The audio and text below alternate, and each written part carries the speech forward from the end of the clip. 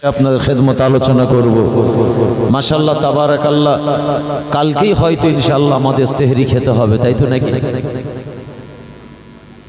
কেন চাঁদ দেখার হুকুম এসেছে, হাদিস পাকে এসেছে চাঁদ দেখে রোজা, ঈদ সব। তো যেভাবে প্রচার প্রসার বা চাঁদের যে ব্যাপার দেখা যাচ্ছে, আশা করা যাচ্ছে কালকে রাতেই হয়তো ইনশাআল্লাহ আমাদের সেহরি খেতে হবে।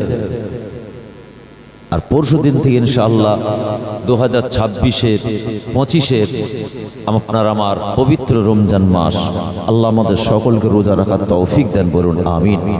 জোরে বলেন না আমিন। আল্লাহ আমাদের বাড়ির মা বোনেদের সকলকে পবিত্র রমজান মাসে রোজা রাখার তৌফিক দেন, বলুন আমিন।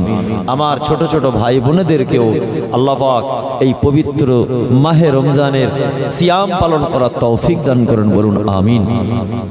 আমি পবিত্র রমজানের শান মার্তাবা নিয়ে সংক্ষেপে কিছু আলোচনা করব। তারপরে আমার আলোচনা হবে আজকে ইমানদার মুমিন মুসলমান আপনার আমার নাজাত কিসে আছে, কোন কাজের মাধ্যমে আমাদের নাজাত, আর কোন কাজের জন্য আমরা খোদার কাছে ধরা পড়ে যাব, এটা আমাদের একটু আলোচনার মধ্যে আনতে হবে। কথা বুঝে গেল? আল্লাহ পাক যদি তৌফিক দেন আমি কোরআন হাদিসের নিরিখে ইনশাআল্লাহ আলোচনা করার চেষ্টা করব। আগে আপনারা বলেন ওয়াজ কিছু হবে হ্যাঁ কি না? 5 জন বলেছে, তাহলে দোয়াটাই করে দিই নাকি? 4-5 জন বলেছে হবে, বাকি সব চুপ। কি সবাই বলছেন হবে? একটু বেড়েছে, সবাই বলছে না। সবাই যদি বলেন তাহলে 2-4 কথা হবে। কি বাবু হবে তো নাকি? হবে না? জোরে জোরে বলেন হবে হ্যাঁ কি না? সবাই বলছেন হবে। কে কে বলছেন হবে না হাত তোলেন তো দেখি।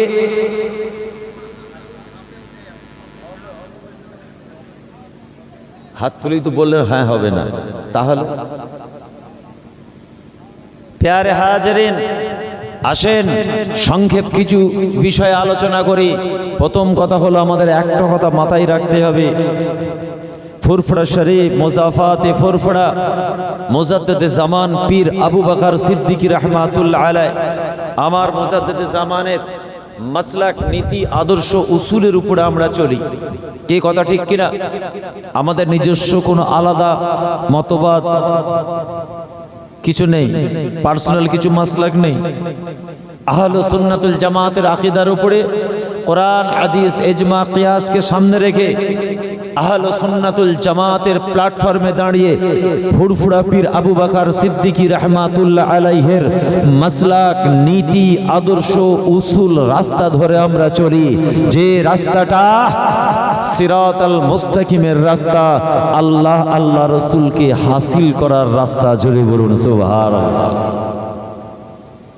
যে রাস্তা ধরেছি, এই রাস্তা যদি আমরা ছেড়ে দিই, এই রাস্তা থেকে যদি সরে যাই, মনে রাখবেন দুনিয়া আখেরাত দুটোই আমাদের বরবাদ।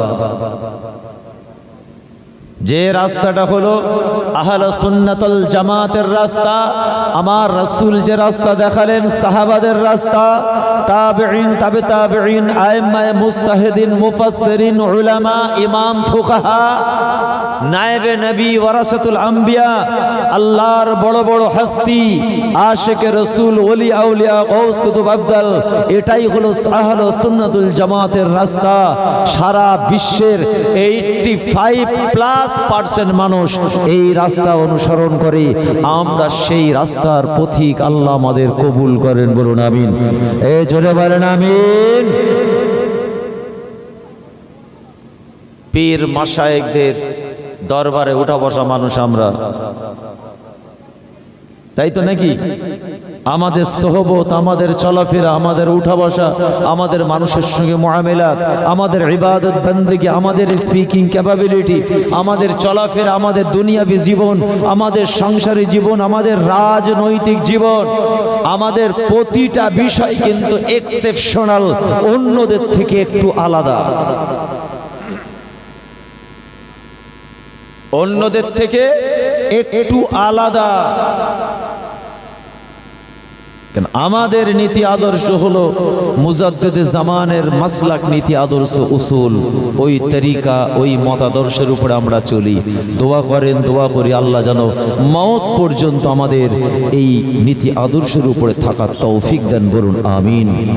আর আমাদের ছেলেদের, আগামী প্রজন্মকেও, আমাদের নাসল যারা আগামীতে আসবেন, আমরা সবাই মিলে দোয়া চাই আল্লাহর দরবারে, আল্লাহ যেন ওই একই প্ল্যাটফর্মের মধ্যে আমাদের চলার তৌফিক দেন, বলুন আমিন। বর্তমান সময়, বর্তমান পিরিয়ডে ফিতনা ফাসাদের সময় বিভিন্ন দল মত, মতাদর্শ, মাসলাক, নীতি আদর্শ নতুন নতুন বার হয়েছে। তারা আপনার আমার বাড়ির সাদা মন, খোলা মনের যুবক ছেলেগুলোকে টেনে অন্য লাইনে নিয়ে চলে যাচ্ছে। ভুল বুঝিয়ে, প্রতারণা করে, প্রলোভন দেখিয়ে। খুব সচেতন থাকবেন। মুরিদ মজবুত হন, নীতিতে মজবুত হন, আদর্শে মজবুত হন, মাসলাকে মজবুত হন। আমাদের মুরব্বীগুলো, আমাদের মুরব্বী মাশায়েখদের মতপথ আদর্শ মেনে আল্লাহ রসুলের পথ পেয়ে আল্লাহ করে তারা আখিরাতের মানুষ হয়ে, জান্নাতি মানুষ হয়ে শুয়ে আছে। এখন নতুন প্রজন্ম বলছে সব ভুল করে গেছে, আমরা যা করছি বা মুরব্বীরা যা করেছে বলছে সব ভুল, আমরা যেটা করছি এটাই ঠিক বলে হাত এখান থেকে এইখানটাই নিয়ে চলে এসেছে। নাউজুবিল্লাহ পড়েন, জোরে বলেন নাউজুবিল্লাহ। নিত্য নতুন মাসলাক, নীতি আদর্শ। কবর জিয়ারত করতে যাওয়া যাবে না, হাত তুলে মুনাজাত করা যাবে না, নবীর শানে দাঁড়িয়ে আদবের সঙ্গে সালাম পড়া যাবে না। শুনছেন? লাশ সামনে রেখে জানাজার পরে দোয়া যে করা হয়, বলছে এইসব করার দরকার নেই, সব কোরআনে নেই, হাদিসে নেই, সব বেদাত, সব বেদাত। আখিরে জোহর পড়া যাবে না, বলছে বেদাত। তাহলে করবেটা কি? এটা করা যাবে না, ওটা করা যাবে না, ওটা শিরক, ওটা বেদাত, ওটা নাজায়েজ, ওটা হারাম। তোমার 14 গোষ্ঠীকে কবর থেকে তুলে জিজ্ঞাসা করো তারা কি করেছে। তারা সব দাদা হুজুর, 5 হুজুর করে তারা দুনিয়া থেকে চলে গেল। আহলে সুন্নাতুল জামাতের মতাদর্শ, মাসলাক, নীতি আদর্শের উপরে থেকে আজকে তারা আল্লাহর ওলি হয়ে শুয়ে আছে।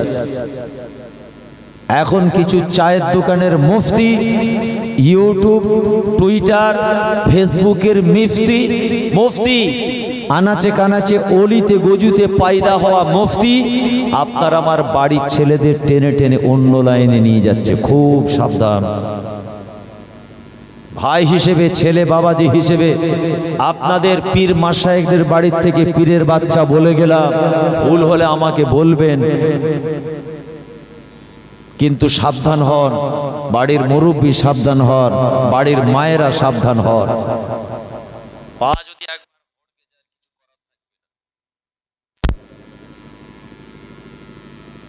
5 ওয়াক্তের নামাজ বাড়িতে যেন হয়। সামনে রমজান মাস আসছে, এই রোজা সবাই যেন বাড়িতে রাখে।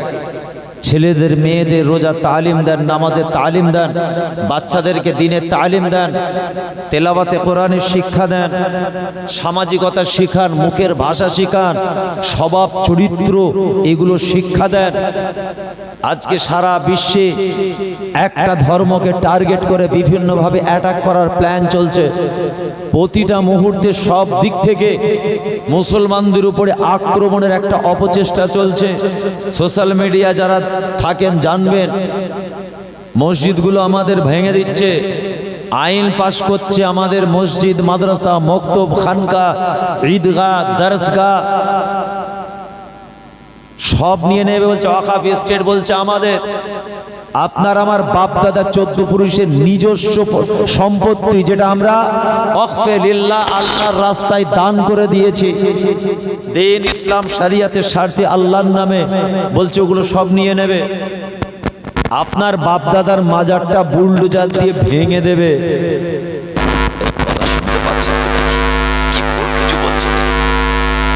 আপনার বাপ মা চলে যাবে, আপনি দাফন করবেন কোথায়?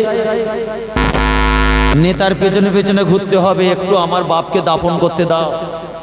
জায়গাটা কার? আপনার। দাফন করবেন কাকে? আপনার বাপকে, মাকে। কারা দাফন করবে? গ্রামের লোক। পারমিশন দেবে কে? ওই চিটিংবাজ কোন সরকার এ আইন হলে মেনে নেওয়া যাবে? বলেন আপনারা সবাই মিলে বলে মানা যাবে? এখন থেকে তৈরি হয়, কোমরে গামছা এখন থেকে ভালো করে বাঁধুন, মাথায় পাগড়ি ভালো করে বাঁধুন, এক প্ল্যাটফর্মে আসুন, নীতি আদর্শে মজবুত হন। আপনি আপনার শায়েখকে নিয়ে থাকেন, আপনি আপনার নেতাকে নিয়ে থাকেন, আপনি আপনার হুজুরকে নিয়ে থাকেন। কোরআনের উপরে যখন আঘাত আসবে, ইসলামের উপর আঘাত আসবে, শরীয়তের উপর আঘাত আসবে, আমার রাসূলুল্লাহর উপরে আঘাত আসবে, তখন কিন্তু এই এক জায়গায় এসে দাঁড়াতে হবে। কথা ঠিক কিনা বলেন? তোমার মাসলাক তোমার কাছে, আমার মাসলাক আমার কাছে, ইসলামের স্বার্থে এখানে এক জায়গায় দাঁড়াতে হবে। সারা বিশ্বকে আমরা দেখিয়ে দিয়েছি, বদরের জমিন, উহুদের জমিন, খান্দাকের জমিন, তায়েফের জমিন, তুবুকের জমিন, হুনাইনের জমিন, কারবালা প্রান্তর, পৃথিবীর ইতিহাস বিরাট। সারা বিশ্ব আমাদের চেনে, আমাদের পেছনের ইতিহাস জানে।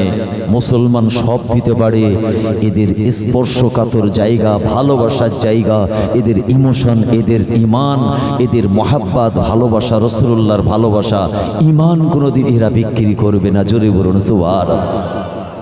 খুব হুঁশিয়ার, বহু প্ল্যান চক্রান্ত চলছে, বহু চক্রান্ত চলছে। এক জায়গায় আসল মানে তোমার নীতি আদর্শ মাসলাক আমি নেব না। ভালো করে শোনেন, সমাজে একটা বিভ্রান্ত চলছে। আবার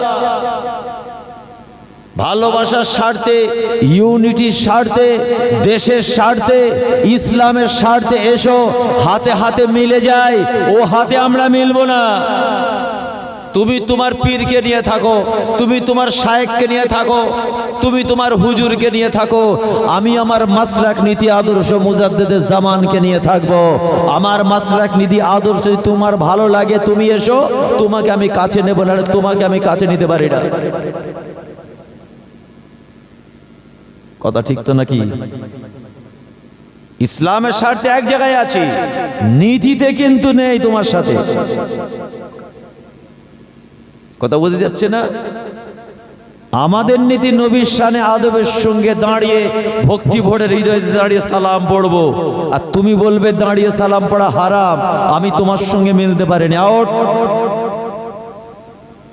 আমাদের ইমাম আবু হানিফা বলছে নাভির নিচে, তুমি বলবে এখানটায় বাঁধতে হবে, ওটা নিতে পারবো না। কোরআনের জন্য এসে ভাই ভাই লড়াই করবো, অকাপ সম্পত্তি উদ্ধারের জন্য লড়াই করব, দেশের স্বার্থে, দিনের স্বার্থে, ইসলামের স্বার্থে, মানবতার স্বার্থে এসো একসঙ্গে দাঁড়াবো। কিন্তু তোমার নীতি আদর্শ আমি নেব না, আমারটা তোমার ভালো লাগে, এসো না হয় কেটে পড়ো। কথা ঠিক আছে? এইটা আবার বাজারে একটা মার্কেটিং চলছে, জানেন তো? যারা মাসলাকে মুজাদ্দেদে জামানের নীতি আদর্শ উসুলের খেলাফ, এরা তাদের সঙ্গে একটু গা মারছে। মান, ইজ্জত, সম্মান সব বাজারে বিক্রি করে দিল। ওদের সঙ্গে মেশার জন্য, কাছে আনার জন্য ঘুন ঘুন ঘুন করছে। দেখবেন সোশ্যাল মিডিয়ায় যারা আমাদের মাসলাক নীতি আদর্শের নয়, যাদেরকে মুজাদ্দেদে জামানের মুরব্বীরা, আল আওলাদরা 20-22 বছর আগে আলাদা করে দিয়েছে, বয়কট। তাদের সঙ্গে আমরা মিশতে পারি না। 99% পীরের আওলাদ যেদিকে, আমরা সবাই সেদিকে। কথা ঠিক না বলে? ব্যাস, এইটার জায়গায় খুব সচেতন থাকবে। বড় আনন্দের দিন আসছে, বড় খুশির দিন আসছে। এ মুসলমান, আল্লাহ রাসূল বলেন সাহাবারা, পৃথিবীর জমিনে পবিত্র মাস মাহে রমাদান, রমজান মাসে যদি তোমরা যারা পৃথিবীর জমিনে রমজান মাসে নিজের গুনাহ খাতাগুলোকে, অন্যায়গুলোকে, পাপগুলোকে ধুয়ে মুছে সাফ করতে পারলো না, তাদের থেকে হতভাগা উম্মতি আমার আর কেউ না। এ মাসটা হলো ত্যাগের মাস, স্যাক্রিফাইসের মাস, ভালোবাসার মাস, দয়ার মাস, রহমতের মাস, আল্লাহর রহমতের মাস, মুতাবাররাক মাস। আয়া মাস আমরা এই পবিত্র মাসে তোমরা বেশি বেশি নামাজ, রোজা, ইবাদত, বন্দেগী করো, তাসবিহ পড়ো, আমল জিন্দেগি করে নাও। কেননা এই পবিত্র মাসে দিয়ে আমার আল্লাহ পাক এত রহমত রহমত নাজিল করেন, সেই রহমতের বরকতে তোমরা নেকিগুলো লুটে নাও। যারা নিতে পারলো না, নিজেদের গুনাহকে মাফ করতে পারলো না, তারাই হলো পৃথিবীর জমিনে বড় হতভাগা। কপাল ফাটা বলে না, হতভাগা, কি বদআখলাক, পারলো না। আল্লাহর কোরআন জানিয়েছে, ইয়া আইয়ুহাল্লাযীনা আমানু কুতিবা আলাইকুমুস সিয়াম কামা কুতিবা আলাল্লাযীনা মিন ক্বাবলিকুম। হে মুসলমান, আমার আল্লাহ জানিয়ে দিয়েছেন, হে বিশ্বাসী গণেরা, কুতিবা আলাইকুমুস সিয়াম কামা কুতিবা আলাল্লাযীনা মিন ক্বাবলিকুম। আপনার আমার উপরে আমার আল্লাহ পাক রোজাটাকে ফরজ করেছেন। ফরজ আইন হলো আপনার আমার জন্য রোজা। আমাদের নবী আপনার আমার জন্য রোজাটা এনেছেন, 1 মাস রোজা ফরজ।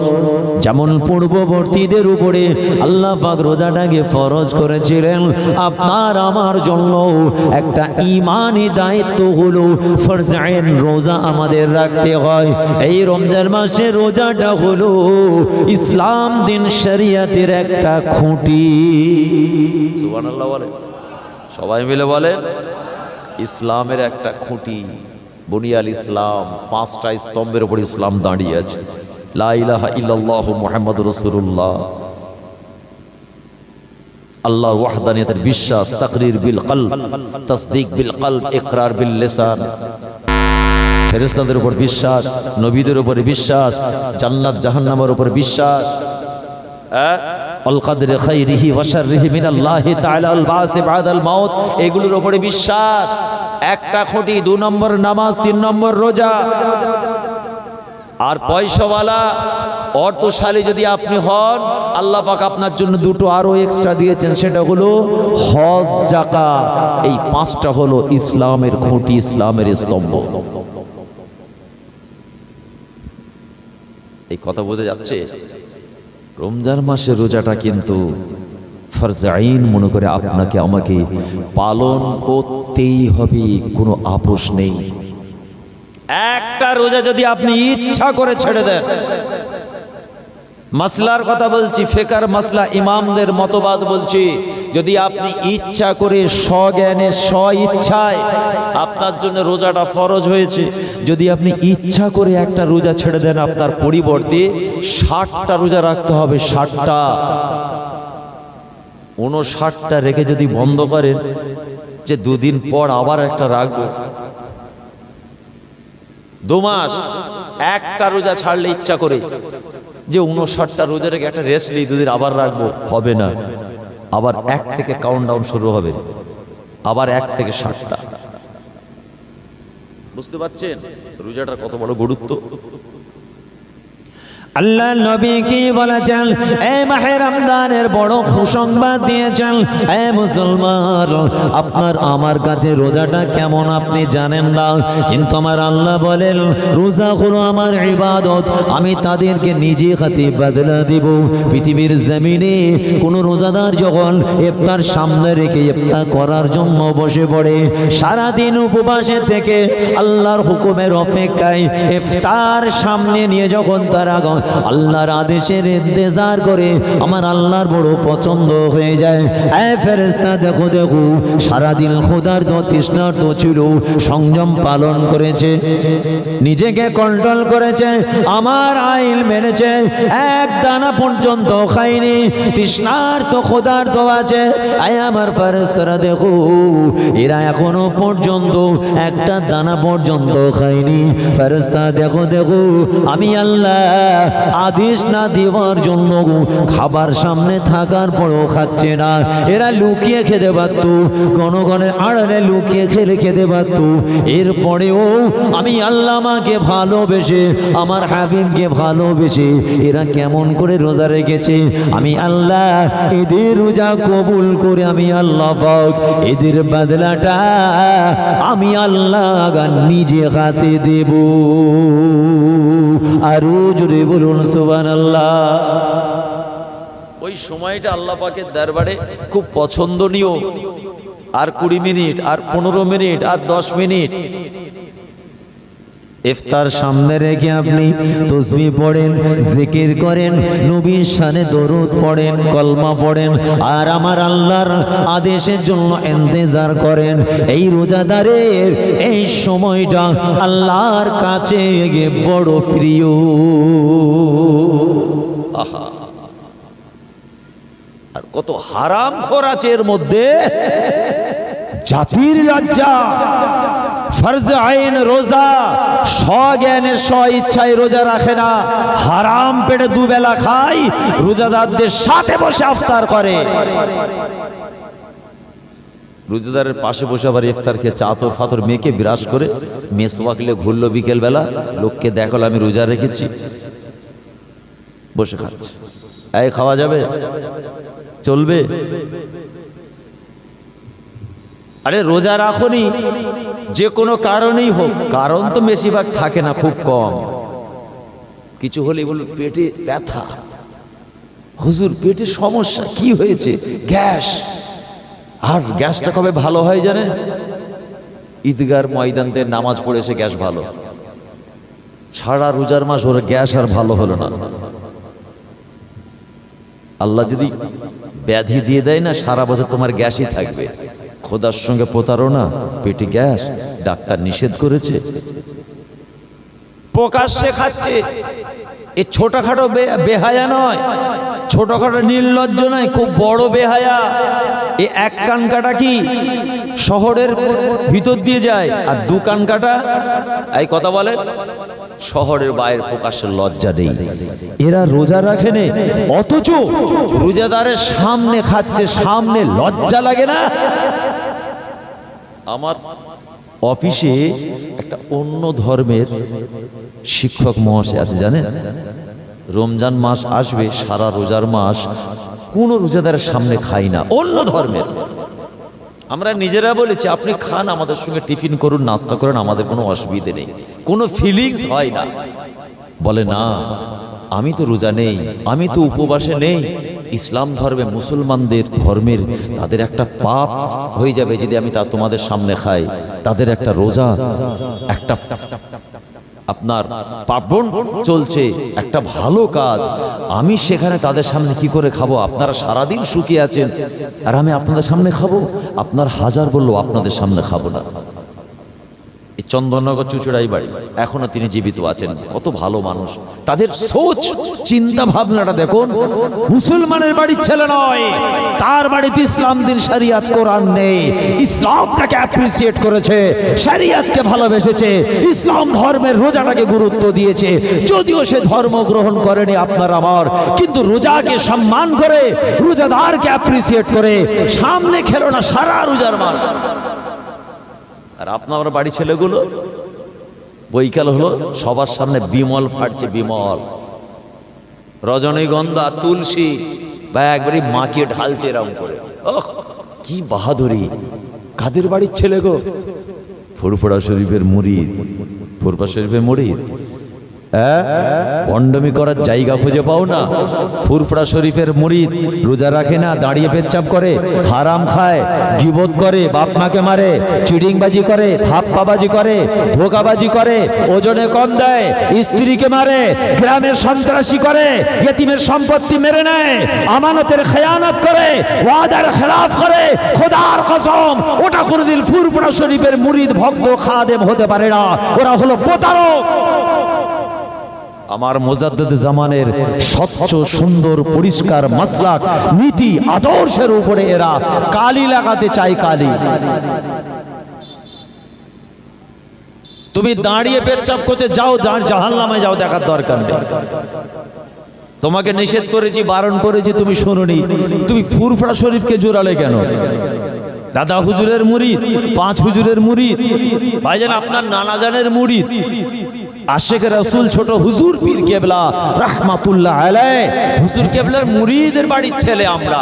ও ওই জন্য চিটিংবাজি করছো, ওই জন্য স্ত্রীটাকে ধরে মারছো, ওই জন্য বাপ মাকে তাড়িয়ে দিয়েছো, সুদের ব্যবসা করেছো, গাঁজা খাচ্ছো, মদ খাচ্ছো, চুরি করছো, লজ্জা করে না? এরা ফুরফুরা শরীফের মুরিদ হতে পারে না যেদিন নিজের ভুল বুঝে তওবা করে আল্লাহর কাছে অন্যায় স্বীকার করে ফিরে আসবে, তবে আমার মুজাদ্দেদে জামানের রুহানি নজর ফায়েজ পাবে। কিছু মানুষ ঘুরছে, যত রকমের পাপ করে যাচ্ছে, যত রকমের মাসলাক নীতি আদর্শের খেলাফ সেই কাজগুলো করছে, আর জনগণকে দেখাচ্ছে দেখো আমরা ফুরফুরা শরীফের জন্য জান দিয়ে দেবো। কি সমাজে আছে না নেই? আমরা ফুরফুরা শরীফে মুরিদ, ফুরফুরা শরীফ মুরিদ। দাদা হুজুর 5 হুজুর যে কাজ করেননি, ওসিয়ত নসিয়তে যেটা নেই সেটা করছো কেন তুমি? বলুন, সমাজ দেখতে পাওয়া যাচ্ছে না? এরা হচ্ছে প্রতারক। এরা ফুরফুরা শরীফের প্রতি আপনার আমার মহাব্বতটাকে ঘোরাতে চায়, আর তাদের বক্তব্য, তাদের ওপিনিয়ন, তাদের লেকচার, তাদের অ্যাক্টিভিটিস, আইডিওলজি একটাই, দাদা পীরের আল আওলাদ ওরা সব খারাপ, ওরা সব বাজে, ওরা সব মূর্খ, ওদের জ্ঞান নেই, ওরা কোরআন হাদিস জানে না, ওরা কোরআন হাদিস পড়ে না, ওরা কোরআন হাদিস বলতেও জানে না, পড়তেও পারে না। আমরা সব থেকে ভালো কোরআন হাদিস জানি, আমাদের মধ্যে ইলম আছে, আমাদের মধ্যে শিক্ষা আছে। ওরে গাধা, ইবলিস শয়তানও বড় আলেম ছিল। তোমাদের মধ্যে আদব নেই, নীতি আদর্শ নেই। কথা বোঝা যাচ্ছে না? মুজাদ্দেদে জামানের মাসলাক নীতি আদর্শের উপর তোমরা চালো না, তোমরা হচ্ছে প্রতারক। দাদা হুজুর ভালো, 5 হুজুর ভালো, আর তার আলা আওলাদ গুলো কি একদম ডাস্টবিনে চলে গেছে? বুঝতে পারছেন না? দাদা হুজুর ভালো, 5 হুজুর ভালো, নাউজুবিল্লাহ, আর বাকিগুলো কি সব আউট হয়ে গেছে নাকি? সিলসিলার বাইরে চলে গেছে? এসব কিছু কিছু খবর আপনাদের কানে পড়ছে, সোশ্যাল মিডিয়ায় দেখবেন বিশাল বড় একটা চক্রান্ত চলছে। দাদা হুজুর ভালো, পীর হিসেবে মানি, 5 হুজুর ভালো, তারপরেরটা এরা কিচ্ছু জানে না, এরা কিচ্ছু বোঝে না। মুরিদকে মুখটা ঘোরাতে চাইছে। যাদের অন্তরে দাদা হুজুর 5 হুজুর আছে, এদেরকে কোনো তদবির করলে কাজে লাগবে না। বলুন না ইনশাআল্লাহ, যদি বলেন ইনশাআল্লাহ। বহু রকম চক্রান্ত চলছে আমার ইমানদার মুসলমান ভাই। অতএব পবিত্র রমজান মাস প্রত্যেকে রোজা রাখবেন এবং তারাবি পড়বেন। আহারে, আমার রাসূলের একটা সুসংবাদ মনে পড়ে যায়। এ মুসলমান, আপনি আমার মধ্যে যারা রমজান মাসে রোজা রাখলো, আমার আল্লাহ পাক তাদের জন্য একটা স্পেশাল ব্যবস্থা রেখেছেন। আল্লাহ রাসূল জানালেন, ইন্না ফিল জান্নাতি বাবুন ইউকালু লাহুর রায়্যান লা ইয়াদখুলুহু ইল্লা সাইমুনা শাহরা রমাদান। আল্লাহ রাসূল পাক জুমানে জানালেন, নিশ্চয় আমার আল্লাহ জান্নাতের মধ্যে একটা স্পেশাল দরওয়াজা রাখবেন। ইউকালু লাহুর রায়্যান, যে দরওয়াজাটার নাম হলো রায়্যান নাম। এ মুসলমান, আল্লাহ পাক, আল্লাহ রাব্বুল আলামিন সেই দরওয়াজা দিয়ে, জান্নাতের সেই দরওয়াজা দিয়ে কেউ প্রবেশ করতে পারবে না। লা ইয়াদখুলুহু ইল্লা সাইমুনা শাহর রমাদান, একমাত্র ওই দরওয়াজা দিয়ে তারাই প্রবেশ করবে যারা প্রত্যেক বছরে 1 মাস শাহর রমাদান, রমজান মাসে রোজা রাখে, কিচ্ছু সাধন পালন করেছে, সিয়াম পালন করেছে। আমার রাসূল বলেন, আল্লাহ পাক, আল্লাহ রাব্বুল আলামিন তাদের জন্য জান্নাতের ওই রায়্যান নামক জান্নাতের দরওয়াজা দিয়ে তাদেরকে আমার আল্লাহর দয়ার জান্নাতে প্রবেশ করাবে।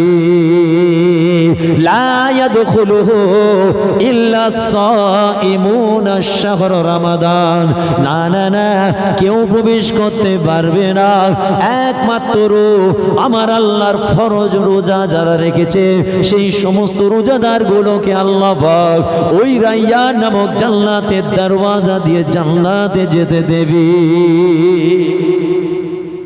জানুয়ারে বলা যাবে না সুবহানাল্লাহ। স্পেশাল সুসংবাদ আপনারা আমার জন্য। ইন্না ফিল জান্নাতি বাবুন ইউকালু লাহুর রায়্যান লা ইয়াদখুলুহু ইল্লা সাইমুনা শাহর রমাদান। আল্লাহ আমাদের সকলকে রমজান মাসে রোজা রাখার তৌফিক দেন, যদি বলুন না আমিন। একটু জান ভরে বললেন না আমিন।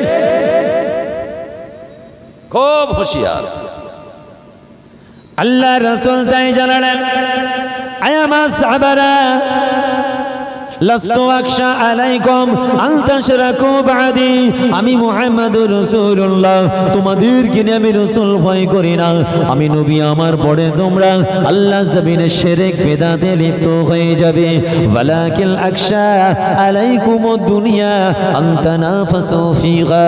কিন্তু আমি রাসূলুল্লাহ, আমার বড় চিন্তা হয়, আমার পরে তোমরা পৃথিবীর জমিনে দুনিয়া দুনিয়া দুনিয়া করে নিজেদেরকে মাতিয়ে দেবে, দুনিয়া স্রোতে ভেসে যাবে, দিন ছেড়ে দেবে। আল্লাহ আল্লাহ রাসূল কোরআন শরিয়াত হারা হয়ে শুধুমাত্র দিন দিন করে দৌড়াবে। এটা আমার বড় চিন্তা। ওয়ালাকিন আকশা আলাইকুমুদ দুনিয়া তানাফাসু ফিহা। দুনিয়ার ফিতনা ফাসাদে তোমরা মিশে যাবে, দিন ছেড়ে দেবে, আর তোমরা আমার পরে দুনিয়ায় যে শিরক বিদআতে লিপ্ত হবে, এটা আমি রাসূল ভয় করি না। আজকে বাস্তবটা দেখুন, ফিতনা ফাসাদ। আজকে বাস্তব দেখুন, ঝান্ডা নিয়ে মারামারি, সম্পত্তি নিয়ে মারামারি, মসজিদ নিয়ে মারামারি, মাদ্রাসা নিয়ে মারামারি, খানকা নিয়ে মারামারি, সম্পত্তি নিয়ে গন্ডগোল, ভাই ভাই, এতেই আমরা পেরেশান হয়ে আছি। এই সবেতেই পেরেশান। কবে মওত হবে জানি আমরা? আপনারা কেউ জানেন? তাহলে কি হবে? মওতের পরে তো আল্লাহর কাছে হাজির হতে হবে। আপনার থেকে তো হিসাব নেবেন আল্লাহ। বান্দা, তোরা 80-90 বছর দিয়েছিলাম, কি করেছিস বল, জবাব দে। কবর থেকে তো আপনার বিচার শুরু হয়ে যাবে। আউয়ালু মানজিল মিন মানাজিলিল আখিরা। আখিরাতের প্রত্যেকটা মঞ্জিলের প্রথম মঞ্জিল হচ্ছে কবর। কবর থেকে তো আপনার পরীক্ষা শুরু হয়ে যাবে। কি করবেন সেদিন? সেদিন বলবেন কি ফেরেশতাকে, ফেরেশতা আমি সময় পাইনি, এই মাত্র ঘর বাড়ি করে ব্যবসাটা শুরু করেছিলাম, আল্লাহর হুকুম চলে এলাম, কবে নামাজ পড়বো, কবে রোজা রাখবো? কি হবে? নাকি সঙ্গে একবার সুযোগ দেওয়া হবে? ফেরেশতা অতএব তৈরি হয়ে যাবে। নবী বলছেন বাদিরু বিল আমালে ফিতনান। মিশকাতের হাদিস। সাহাবারা, তোমরা তাড়াতাড়ি আমল করো, নামাজ রোজা ইবাদত বান্দিগি দ্রুত করো। কেন? ফিতনা তোমাদেরকে গ্রাস করে ফেলবে, যে কোনো মুহূর্তে ফিতনা তোমাদেরকে গ্রাস করে ফেলবে। বাদিরু বিল আমালে ফিতনান, ফিতনা গ্রাস করে ফেলবে। তাড়াতাড়ি ইবাদত বান্দিগি ভালো কাজগুলো বেশি বেশি করে করো, নাহলে আল্লাহর কাছে ধরা পড়ে যেতে হবে। আসেন, আজকের বেহেশতের বাগান আমাদের ডাক দিয়েছে, বার্তা দিচ্ছে, কি করে আমরা আল্লাহর রাস্তার পথিক হব, কি করে আমরা দুনিয়ার ওয়াহিয়াতি নোংরামি খারাপিতে নিজেদেরকে প্রোটেকশন দেব, কোন পথে গেলে আল্লাহ খুশি, রসুল খুশি, কোন পথে গেলে দুনিয়ার খেল তামাশা ওয়াহিয়াতি নোংরামি আপনাকে ঘিরে ধরতে পারবে না। সে বার্তা আজকের মাহফিল থেকে আমরা পাবো। আল্লাহ আমাদের তার উপরে আমল করার তৌফিক দেন। জোরে বলুন না আমিন। জোরে বলা যাবে না আমিন? আল্লাহ নবী এটাও জানালেন, আন্না ফিল জাসাদি লামুদগাতুন ইযা সালুগাত সালুগাল জাসাদু কুল্লুহু ওয়া ইযা ফাসাদাত ফাসাদাল জাসাদু কুল্লুহু আলা ওয়াহিয়াল কলব। এ বিশ্বের মুসলমান, আল্লাহ রাসূল তাই জানালেন, আপনার আমার শরীরের মধ্যে একটা গোশতের টুকরো আছে, খারাপ হয়ে যাবে। ওয়া ইযা ফাসাদাত ফাসাদাল জাসাদু কুল্লুহু, যখন গোশতের টুকরো খারাপ হবে, সমস্ত বডিটা খারাপ হয়ে যাবে। ওয়া ইযা সালুহা সালুহাল জাসাদু কুল্লুহু, গোশতের টুকরো যখন পাক পবিত্র হয়ে যাবে, সালুহাল জাসাদু কুল্লুহু, সমস্ত শরীরটা আপনার আমার পাক পবিত্র হয়ে যাবে। আলা ওয়াহিয়াল কলব, আমি মুহাম্মদুর রাসূলুল্লাহ বলছি, এই গোশতের টুকরোটাই হলো তোমাদের হার্ট, হৃদয় বা অন্তর। গোশতের টুকরো মানে কলব, অন্তর, হৃদয়। এখানটা পাক রাখতে বলছেন নবী। তাহলে সব তোমাদের পাক। এখানটা যদি খারাপ হয়ে যায়, সব তোমাদের খারাপ হয়। রোজাদার ব্যক্তি যখন সিয়াম পালন করবে, তার গোশতের টুকরোটাকে আল্লাহ পাক করে দেবে। জোরে বলুন সুবহানাল্লাহ। আওকাতিস সালাত, 5 ওয়াক্তের আপনি নামাজ পড়বেন। আল্লাহ আপনাকে সম্পত্তি দিয়েছেন, হজ করেছেন, যাকাত দিয়েছেন, কুরবানি করেছেন, মানুষের সাথে ভালো ব্যবহার করেছেন, বাপ মার হক আদায় করেছেন, ইয়েতিমকে হাসিয়েছেন, অসহায়ের চোখের পানি মুছিয়েছেন, শরিয়তের আদেশগুলো মেনেছেন, নিষেধগুলো মেনেছেন। আপনার গোশতের টুকরোকে আল্লাহ পাক পাক পবিত্র করে দেবে। জোরে বলা যাবে না? তাহলে সব বারবার শয়তানের চক্রান্তের শিকার থেকে আপনি নিজেকে বাঁচাতে পারবেন না যদি মেশিন আপনার খারাপ হয়। শয়তান আপনাকে ঠিক বশ করে ফেলবে। খব্বিস ইবলিস শয়তান, আল্লাহ তাকে জান্নাত থেকে দূর করে তাড়িয়ে দিয়েছে। কারণটা কি জানেন? কি কারণটা জানা নেই আপনাদের? একজন বলেন না কি কারণটা? অহংকার, রিয়া, তাকাব্বুরি, বড়াই। কি আল্লাহ বলেছেন আদম হাওয়াকে লক্ষ্য করে সাজদা করো, বলল না, খলাকতানি মিন নার খলাকতাহু মিন তিন। আয় রাব্বি আল্লাহ, আমাদেরকে সৃষ্টি করেছেন আগুন থেকে আর আদম হাওয়াকে সৃষ্টি করেছেন বাইনাল মায়ে ওয়াত তিন। কোরআন বলছে বাইনাল মায়ে ওয়াত তিন, মাটি থেকে সৃষ্টি করেছেন। তাহলে আমাদের শান শাওকাত মার্তবা ইজ্জত বেশি, আদমকে সেজদা করব কেন? এটা ছিল তার অহংকার। আল্লাহর হুকুম মানল না, সবাই সাজদায় পড়ে গেল ইল্লা ইবলিস। ফাসাজাদু ইল্লা ইবলিস, সবাই সেজদা করলো, ইবলিস করলো না। আল্লাহর দরবারে বিতাড়িত, লজ্জিত। কিন্তু সেই মারদুদ শয়তানের চক্রান্তের শিকার থেকে আপনি বাঁচবেন কেমন করে? শয়তান ওয়াসওয়াসা দিয়ে আপনাকে রোজা রাখতে দেবে না, নামাজ পড়তে দেবে না, বাপ মার খেদমত করতে দেবে না, হক পথে থাকতে দেবে না, সব রকম আপনার দ্বারা পাপ কাজ করিয়ে দেবে। এই শয়তান থেকে বাঁচতে গেলে তওবা করতে হবে, সঠিক পথে থাকতে হবে, ঈমান আমল মজবুত রাখতে হবে। এই মোদগা গোশতের টুকরোটাকে পাক রাখতে হবে। তাহলে মনে পড়ে যায় ইবলিস শয়তান সমস্ত নবীদের জামানায় নবীদের নবী আম্বিয়াদের তাদের উম্মত উম্মতিদের কষ্ট দিয়েছে, গোমরাহ করেছে, খারাপ রাস্তায় পরিচালনা করেছে। তাই তো নাকি? ইবলিস শয়তানের কি কাজ? ইবলিস শয়তানের কি কাজ বলতে পারবে? মানুষকে গোমরা পথে নিয়ে যা, খারাপ কাজে লাগিয়ে দিয়ে আপনার রক্তে, শরীরে, গোশতে মিশে গিয়ে আপনাকে খারাপ কাজে মিশিয়ে দিয়ে আপনার দ্বারা কবিরা গুনাহ করিয়ে দেবে। কবিরা গুনাহ করিয়ে দেবে, কবিরা গুনাহ করিয়ে দিয়ে আপনাকে একদম বেঈমান করে ছাড়বে। আল্লাহ পাক তাকে ক্ষমতা দিয়েছেন, যাও তুমি যা খুশি করো, তবে মনে রেখো আমার বান্দা সারা জীবন গুনাহ করার পরে যদি একবার খালেস দিলে তওবা করে দেয়, আমি তার জীবনের পাহাড় পাহাড় গুনাহকে আমি আল্লাহ মাফ করে দেব। একটু জান ভরে বললেন না, যাও। দুনিয়াতে এদের জন্য আমি এমন একটা রাত মুনাকিদ করেছি, হাজার রাতের থেকে উত্তম। জোরে বলেন, সেটাও এই রমজান মাসে আসছে। 20 হাদিস পাকে এসেছে 20 পর থেকে বেজোর রাত, 21, 23, 25, 27, যদি 30টা হয় 29, এই 5টা রাত। তবে সব থেকে বেশি জুমহুর মুহাদ্দিসিন মুফাসসিরিন ইমাম ওলামাদের মতবাদ কোনটা? 27। কিন্তু 27টাই যে ফাইনাল এটা নয়। আমরা হাদিস পাকে পড়েছি 20 পর থেকে বেজোর রাত। কি মোতাবারক রাতটা? লাইলাতুল কদরে খায়রুম মিন আলফি শাহর। লাইলাতুল কদরের রাতটা খায়রুম উত্তম, মিন থেকে আলফে শাহর 1000 মাসের থেকে উত্তম রাত। জোরে বলুন। এই রাতে যদি আপনি ইবাদত করতে পারেন, যদি আমল জিন্দেগি আপনার হয়, 1000 মাসের থেকে বেশি নেকি। জোরে বলুন সুবহান। আর একটা রাত আছে, জানেন কোন রাত? এই তো কদিন আগে অত নামাজ পড়লেন, রোজা রাখলেন, জি, লাইলাতুন নিসফুম মিন শাবান। সেই মাস শেষের দিকে, এই মাসে আল্লাহ কি নিয়ামত দান করেছেন আল্লাহ পাক। গুরুবিশ শামস থেকে তুলুইশ শামস, সূর্য ডুবা থেকে পরের দিন সূর্য ওঠা পর্যন্ত 14ই শাবান দিনগত রাত্রি, যখন সূর্য ডুবছে তখন থেকে 15ই শাবান সূর্য ওঠা পর্যন্ত, এই টোটাল রজনীটাকে আল্লাহ পাক এত নিয়ামত দান করেছেন বলে শেষ করা যাবে না। হাদিস পাকে এসেছে।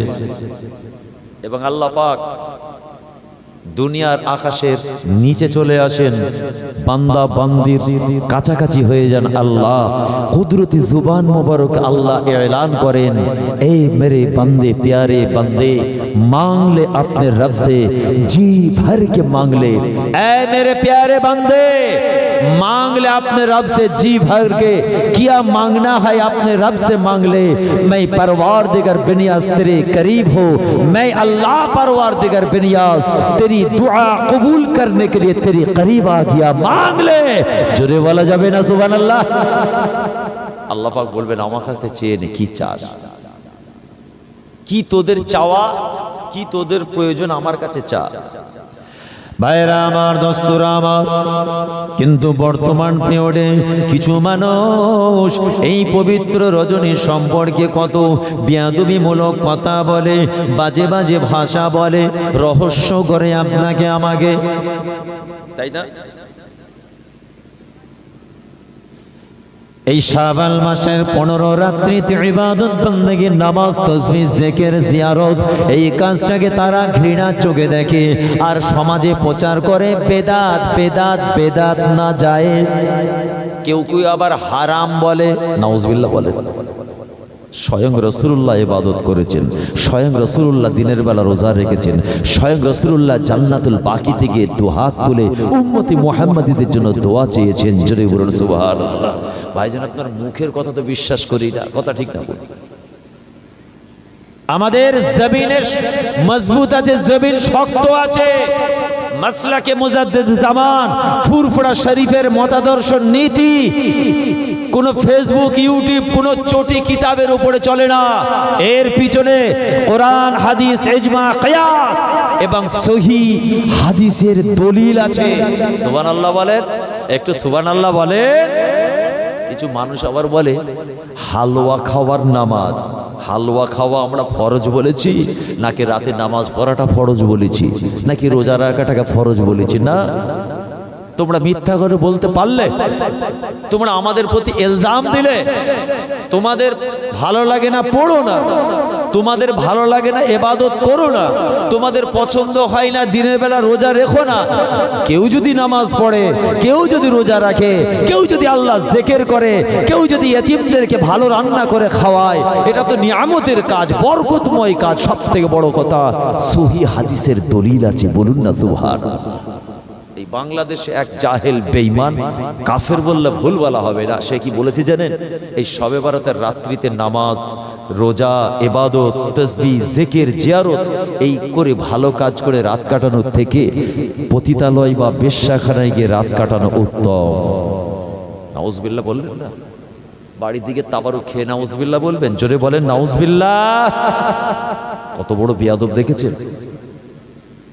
একটা নামাজ পড়বে, ইবাদত করবে, ফরজ তো বলিনি আমরা। কি ফরজ বলে নামাজ পড়ি কি? না। সে বলেছে যে এটা যারা করে ওইভাবে রাতটা কাটানোর থেকে তারা যদি ওই পতিতালয়ে গিয়ে রাতটা কাটায়, হারাম কাজে কাটায়, এটা উত্তম। নাউজুবিল্লাহ বলে। ভাইরা আমার, দোস্তরা আমার, সিহাসেত্তা হাদিসের একটা হাদিস, নাম হলো সুনানে তিরমিজি, 39 নম্বর বাব, 739 নম্বর হাদিস। একটা চ্যাপ্টার এসেছে ইমাম তিরমিজি রাহমাতুল্লাহ আলাইহি, তিনি কিতাবের মধ্যে সুনানে তিরমিজির মধ্যে একটা বাব চ্যাপ্টার এনেছেন, যে বাবটার নাম হলো বাবু মা জাআ ফি লাইলাতি নিসফি মিন শাবান। একটা হাদিস নয়, এটা একটা চ্যাপ্টার, এর ভিতরে বহু হাদিস আছে। সব শবে বরাতের পক্ষে, নামাজের পক্ষে, দিনের বেলা রোজার পক্ষে, গভীর রজনীতে ইবাদতের পক্ষে। স্বয়ং রাসূলুল্লাহ হিল হায়াতে জিয়ারত করেছে জান্নাতুল বাকিতে। কে কি বললো কথা আমাদের শুনলে হবে না। আমাদের মাসলাক নীতি আদর্শের অকাট্য দলিল, মজবুত হাদিস আছে। সুবহানাল্লাহ বলেন। হযরত উরওয়া রাদিয়াল্লাহু তাআলা হতে রিওয়ায়াত, عن عائشة رضي الله تعالى عنها قالت فقدت رسول الله صلى الله عليه وسلم ليلة فخرجت فإذا هو بالبقيع أكنت تخافين أن يخيف الله عليك ورسوله। আম্মাজান আয়েশা বর্ণনা করছেন যে কোনো এক গভীর রাত্রিতে আমি আমার রসুলকে বিছানায় দেখতে পেলাম না। গভীর রাত্রিতে আমি দেখলাম আমার পাশে আমার রসুল্লাহ নেই। আমি আয়েশা পেরেশান হয়ে গেলাম, চতুর্দিকে খোঁজাখুঁজি শুরু করলাম, কোথায় আমার রসুল। অন্যান্য আম্মাজানদের ওদিকেও আমি খুঁজে এলাম। আম্মাজান আয়েশা মনে করেছেন হয়তো আজকের রাত্রিটা আমার ভাগে রসুল্লাহর, কিন্তু অন্য কোনো আম্মাজানের কাছে গেলেন নাকি।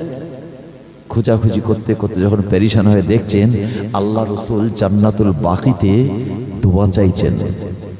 নবী আমার চোখ ভরা পানি নিয়ে এই 15 শাবাল মাসের 15 রজনীতে মুতাবারক রাত্রিতে জান্নাতুল বাকিতে গিয়ে আল্লাহর দরবারে অঝর নয়নে কাঁদেন, হে মুসলমান, আল্লাহ রাসূল আপনার আমার মতো গুনাহগার সিয়াখার খাতাকার বান্দা বান্দীগুলোর জন্য, উম্মত উম্মতিগুলোর জন্য আমার আল্লাহর দরবারে রোনা জারি করেন। আম্মা জান আয়েশা বলেন, আমি খুঁজে খুঁজে যখন নবীকে দেখতে পেলাম না, জান্নাতুল বাকিতে গিয়ে আমি আমার রাসূলকে পেয়ে গেলাম।